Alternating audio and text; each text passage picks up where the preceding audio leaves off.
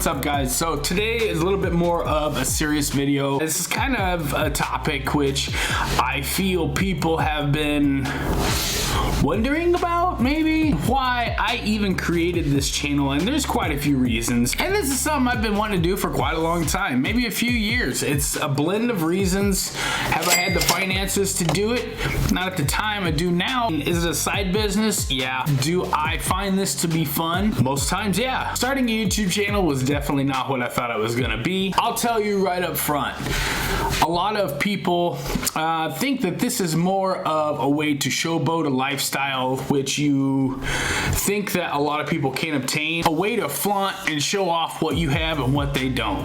And that's not it. That's not true. That's not even close to being what my channel is all about. The big reason why I'm making this video is I believe every business, brand, whatever you want to call it, whatever you want to make of it, any entity which is posing to sell a taxable service or good, I believe really should have a mission statement. If you're wondering what a mission statement is, I'll put it up here. It's nothing more than clearing the air of just why you're here, the whole purpose. If you think just grabbing a camera and starting a YouTube channel is gonna get the attention that you want, you're wrong. I mean, I'm gonna tell you, it's gonna bring more bad than good into your life. There's a lot of jealous people. There's a lot of people that are just, I'll be honest with you, I don't have a reason for the way that they act, but I do know that there's a lot of people that love to pull you down, try to cut you down, and just love to see when people fail. That shit is a massive red flag, and that is, those people, cut the fuck out of your life. Everybody deserves to have the chance to succeed and do what the hell they want. That's what this country's all about. And I believe that's what this platform is all about. YouTube is where I will stay. I do have an Instagram account. Do I post on it? Really not a lot. I use Instagram mainly if you want to talk to me one-on-one. I use it to filter out people which are serious. Facebook, I'm not ever going to be on Facebook. Snapchat, blah blah blah, the rest of them, there's really no need for it. There are other platforms which I'm looking at. I've got my reservations about saying this, but I believe that YouTube is the most free speech platform of social media that we have. I don't know if I'm ever going to monetize my channel. If I were to have products available, if I were to make this live and make this a legitimate business and offer merchandise, products for sale, I'm not going to do the typical usual stuff. Some I will, yes, some, but most of it I won't. Is that something you'd be interested to see from me? Now, the reason that I do like YouTube is it's the hardest of all social media platforms. You have to have a storyline. It's not just a 60-second clip or a picture.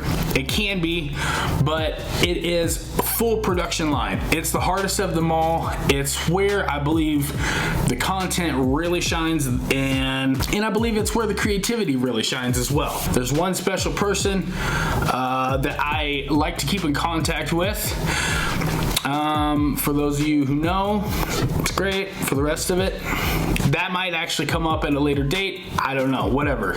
It is what it is, but he knows who he is. I've always been into cars as far as I can remember back, as far as like being a little kid. Typical, had the Hot Wheels, had the tracks, had the blah blah blah. You know, I had all the car stuff. I got into remote control cars when I was about 10 years old. Like Team Lozi, Team Associated, Traxxas, all the, you know, major reputable brands, not the junk cars. But that started really my hands-on. I was about 10 years old, you know, as far as integrating, you know, interchanging motors, different battery packs, you know, replacing different parts on the car, tweaking like the suspension setup, you know, toe camber, getting everything dialed in, learning how a chassis, you know, kinetic energy passes through a chassis. It's quite different in a little car like that, but it's kind of not, it's kind of the same in a way. My first job was actually detailing cars at a car dealership. I had a few other jobs before then, but I didn't even have my learner's permit. I had to bump rides to and from work, you know. But my first sustainable, real, actual job was detailing cars at a car dealership. From there, I worked up to being a lube tech, just changing oil, tires, simple maintenance stuff that you can do after school, that, you know, any teenager in high school can do. That was a great job as well. I learned a lot there. Everybody has a rite of passage as far as wrenching, learning how, just the fundamentals of a car and how everything works. The technology is ever changing, and you can see that today. Ever since 1996 in the OBD2, which stands for Onboard Diagnostics Level 2, it's kind of been the same as far as, you know, the technology of car. It's just minor tweaks here and there, but the fundamentals are really the same. And before I got too much money, when I say too much money, I say, you know, $30,000, $40,000 in tools. That's really gonna be about the basic level. So before that, I made the transition. I wanted to learn how to paint, do auto body, customize, do all the weird stuff, fiberglass work, you know, learn how to make fiberglass, whatever it may be. I never did get into making molds and carbon fiber or SMC or, you know, anything of that nature, fiberglass, but I was prepared to. I bought the tooling to do it and just never had the time to,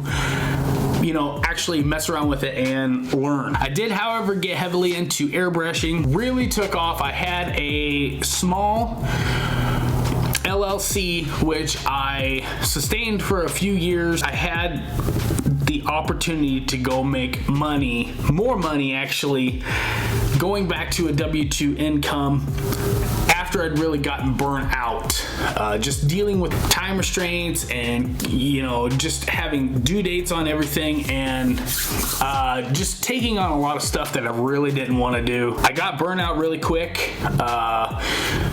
Liquidated everything, went back to a W-2 income. I'm not making these videos to hop on here and act like I know everything, but I will say this.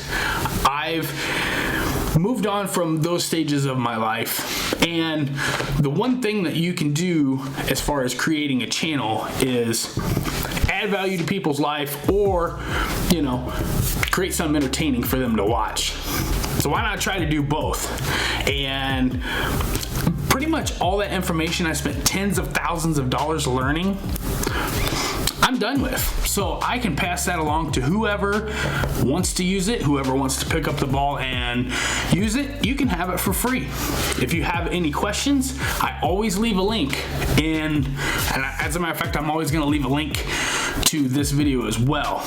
But I always have a link of email me any questions you have, and I'll do the best I can to help. I'll do my best to help you. Just a lot of things that I learned along the way as far as customizing cars or, you know, paint or anything that I'm done with. I'm done with the information, and I'm glad to pass it along to whatever creative mind wants to pick up the ball and run with it and take it, and you can have it for free. As far as me, myself, and why I created this channel for myself, it's nothing more than a stream of income. And I do ask you to subscribe, and man, I really appreciate everybody that has and everybody that comes back to watch. I really do thank you, and you guys really have no idea how much it means to me. This is something I've wanted to do. I don't work in the automotive field anymore, but yet this is something that it's kind of like a catalyst that keeps us all involved here. And this is something that I can keep in contact with the car community, stay up on the latest trends, just stay involved with, you know, like-minded people. It's the highlight of all when I get to message you guys, talk to you guys, or just be able to reach out and BS with a random stranger I've never met across the country because I started a YouTube channel. I will say that if you're going to start a YouTube channel, I will share my strategy. I don't think monetization is the way to go. If you've watched all these other channels, they're kind of clipping your wings as far as language that you can use and so on and so so forth. Keep in mind, the moment you pay 1 penny for any kind of content you consume online, it becomes paid content.